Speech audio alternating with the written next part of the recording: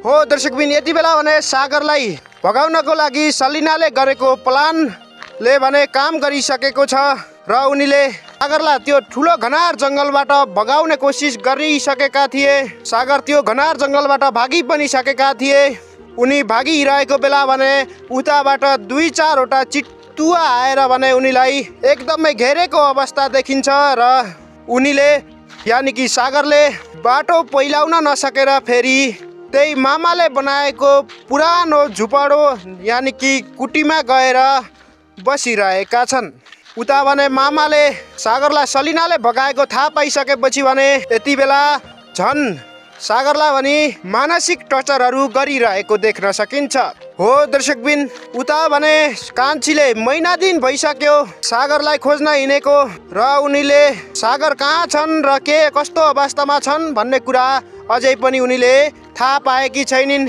हो दर्शकबिन, कान्छीले भने सागर हराएको कुरा थाहा पाइसकेपछि भने न राम्रोसँग खाना नै खाएकी छिन्, न त उनी राम्रोसँग सुत्न नै पाएकी छिन्। त्यो काठमाडौँको चिसो गल्लीमा सुतिरहेको देख्न सकिन्छ र उनीलाई यानि कि कान्छीलाई पनि निकै नै तनावमा भएको देख्न सकिन्छ।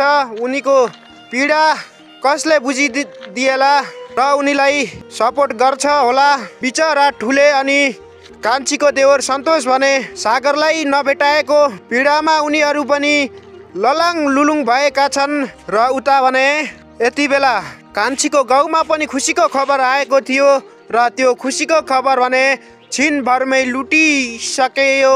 त्यस्तै हो, गाउँमा कान्छीले गरेको राम्रो व्यवहार ती गाउँलेहरूलाई पचिरहेको छैन र उल्टे कान्छीले सागरलाई खोज्न हिँडेको देखेर भने यति बेला ती गाउँलेहरू भने जलिरहेको देख्न सकिन्छ।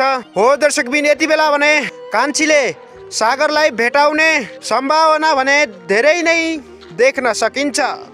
हो दर्शकबिन, हाम्रो भिडियो तपाईहरूलाई कस्तो लाग्छ? जस्तो लाग्छ त्यस्तै सुझाव सल्लाह अनि प्रतिक्रिया दिन भने नबिर्सिनुहोला। धन्यवाद।